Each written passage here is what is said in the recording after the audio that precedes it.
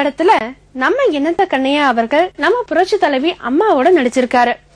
அந்த அனுபவத்துல சொல்றாரு, நம்ம அம்மாவுக்கு கற்பூர புத்தி கூட இல்லையா, பெட்ரோல் புத்தியா. நம்ம சொல்றத அவ்வளவு சீக்கிரம் கிராஸ் பண்ணிப்பாங்களாம். உறவு சொல்ல ஒருவரின்றி வாழ்பவன் அவன் உலக வாழ்க்கை பள்ளியிலே மாணவன். உறவு சொல்ல ஒருவரின்றி வாழ்பவன் அவன் உலக வாழ்க்கை பள்ளியிலே மாணவன். இரவு வேளை அரசனாக போனவன் நெஞ்சில் இரக்கமுள்ள திருடனாக ஆனவன். இரக்கமுள்ள திருடனாக ஆனவன்.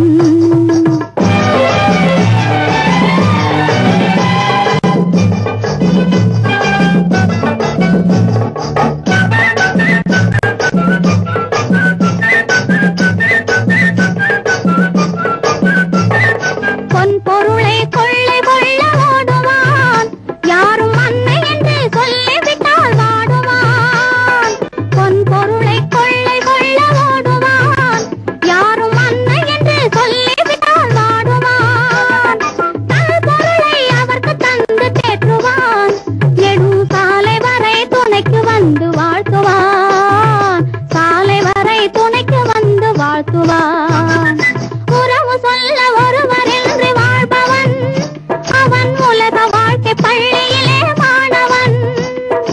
உலக வாழ்க்கை பள்ளியிலே மாணவன்.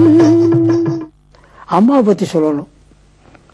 இந்த நான் படத்துல அம்மனோ சாமியோ அத்தையோ மாமியோ கம்மனூரு நீலியோ கல்யாணத்து அப்படி அவங்க கம்மியிலாம் இருந்தேன்னா அந்த பழக்கத்தில் அம்மா அந்த சாமி ஆடிட்டு போயிட்டார் ராமண்ணா.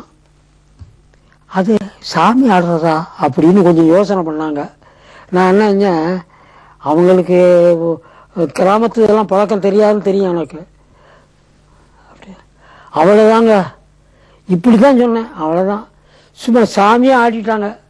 அதாவது சாமினா சாதாரணம் இல்லை, தேவைப்பட்டு ஆடிட்டாங்க. அம்மனோ சாமியோ அத்தையோ மாமியோ கம்பனூர் நீலியோ கல்யாண தேவியோ. அம்மனோ சாமியோ அத்தையோ மாமியோ கம்பனூர் நீலியோ கல்யாண தேவியோ.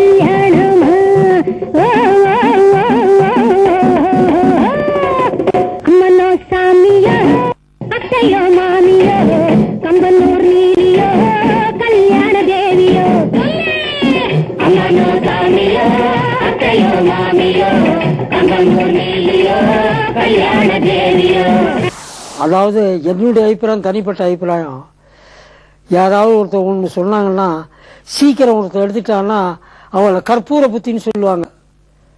அம்மாவை பற்றி அப்படி சொல்ல முடியாது, கற்பூர புத்தின்னு சொல்ல முடியாது, பெட்ரோல் புத்தி அப்படி வச்சோன்னு பிடிச்சிடும். அதே மாதிரியா இது பண்ணிட்டாங்க, அதே மாதிரி ஆடி தீர்த்துட்டாங்க, கரெக்டாக ஆடினாங்க. இது எப்படி பார்த்தாங்க, எனக்கே ஆச்சரியமாக இருக்கும். ஆஹா, அப்போ தான் இன்னொன்று, அவங்க ஜெயலலிதா அம்மா செட்டுக்கு வர்றாங்கன்னா நாங்கள் அலர்ட்டாக தான் இருப்போம். ஏன்னு கேளுங்க, அவங்க ரெடியாக வருவாங்க, டக்கு டக்குன்னு முடிப்பாங்க.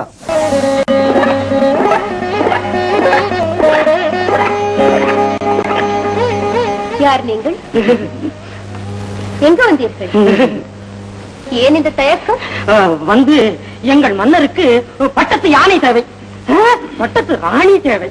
ஓஹோ, உங்கள் மன்னருக்கு பட்டத்து ராணி தேவையா? அவள் வேற எங்காவது இருப்பாள், சென்று தேடுங்கள். இல்லை இல்லை, அவள் இங்குதான் இருக்கிறாள். அழகே, எங்களை பார்த்து எங்க மன்னருடைய அழகை நீங்க எடை போடக்கூடாது. நீங்க மணந்தா எங்க மன்னரைத்தான் மணக்க வேண்டும். இல்லை இல்லை, அவர் மணந்தால் இவரைத்தான் மணக்க வேண்டும். இல்லை இல்லை, இவர் மணந்தால் அவரைத்தான் மணக்க வேண்டும். இல்லை இல்லை, அவர் மணந்தால் இவரைத்தான் மணக்க வேண்டும். யாரு யார மணக்கணும்? இப்பொழுது நீங்கள் போக போகிறீர்களா இல்லையா? அழகை விட்டு விட்டா நாங்களா முடியவே முடியாது. முடியாதா? நான் அடிக்கடி ஆர்ஆர் பிக்சர் போவாங்க. ஆர்ஆர் பிக்சர்ல ஒரு செல்ல பிள்ளை மாதிரி என்ன செய்யற, என்ன படம் பண்ற அப்படின்பாரு.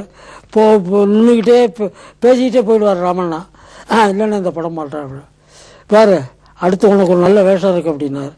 அப்போ என்னத்தை அப்படின்னு ஒரு டைலாக்கு வந்துச்சு. வந்த உடனே முத்துலட்சுமி, டிபி முத்துலட்சுமி இருக்கு, அந்த மாதிரி இருக்கு, கதை கொஞ்சம் இழுத்து சொல்லு அப்படின்னாரு. என்னத்தை ஒரு ராகம் கொடு அப்படின்னாரு. நான் அப்புறம் சொன்னேன், என்னத்தை ஜமீன்தார் இறந்துட்டாரா அப்படின்னு. அந்த விட்டுறாரு, அதே இதில் கொண்டு விட்டார். என்னத்தை மகாராஜா இறந்து என்னத்தை அதை நான் சலிச்சேன். என்னது அண்ணா, இதுக்கு தானா எங்கேயும் ஊருக்கு போகாத அப்படி நாடகத்துக்கு போயிடலாம், நாடகத்துக்கு போனாலும் எனக்கு வருமானம் வந்திருக்கோம், அதையும் கெடுத்து விட்டாரா என்ன.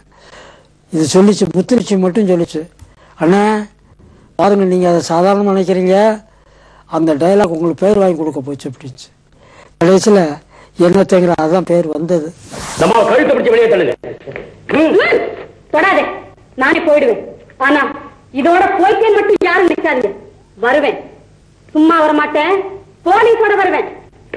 யோ, விலங்கு உனக்கு மட்டும் இல்ல, இருக்கிற ஒவ்வொருத்தருக்கும் விலங்கு விலங்கு விலங்கு.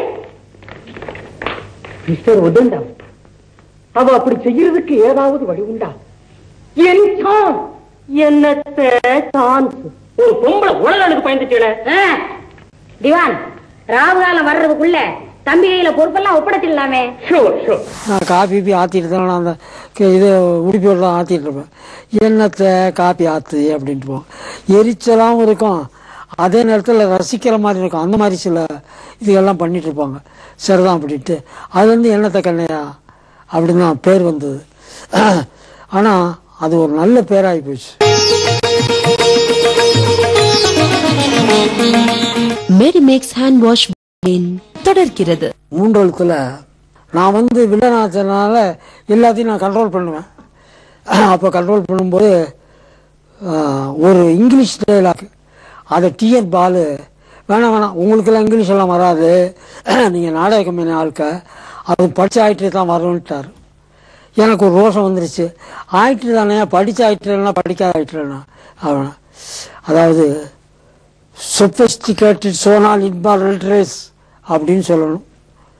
எங்க சொல்லு அப்படின்னாரு ராமண்ணா. சொபிஸ்டிகேட்டட் சோனால் இன்பால் லிட்ரேஸ் அப்படின்னு நல்லா தானே, கொஞ்சம் இழுத்து சொல்லி அதை கிளியராக சொல்லி அப்படின்பார். ஆக அந்த காலங்களில் வந்து ஒரு வேஷத்தை வாங்கி செய்கிறதுக்கு பயப்படுவோம். சரியாக செய்யணுமே, நம்ம ஃபீல்டில் நிற்கணுமே, நான் ரசிகர்களை ரசிக்கணுமே அப்படின்னு ஒரு கவலையோடு தான் இந்த கேரக்டர் செய்யும்போது அப்போ இருந்த நடிகனுக்கு அந்த உதவுச்சு. நமக்கு இவ்வளவு வசதி இருக்கும், அந்த மாற நம்ம ஏன் மிஞ்சிக்கிட்டு இருக்கான்னா, உங்களை வச்சுக்கிறத விட பேசாம அந்த மாரத்தை வச்சுக்கணும். உங்களை கூட என்னால நம்ப முடியல. என்ன சுகாடி இப்படி பேசுறீங்க? என்ன பிள்ளைவா, உங்க மகள் அவன் பக்கம் இருக்கிறா, நீங்க என்னடா அந்த பிரான்சிஸ கண்ணுல கூட காட்ட மாட்டேங்கிறீங்க. அப்புறம் நாங்க எப்படி உங்களுக்கு பங்கு தர முடியும்? அப்படி நான் சொல்லாது. என் மக என்னமோ பைத்தியக்காரத்தமா அவன் கூட செஞ்சுட்டு இருக்கிறா, அதுக்காக நீங்க என்ன சந்தேகப்படலாமா? என்கிட்ட இருக்கிற பிளான நான் யாருக்கும் காட்டாம இருக்கிறதுனாலதான் அது ஒன்னாவது பத்திரமா இருக்குது.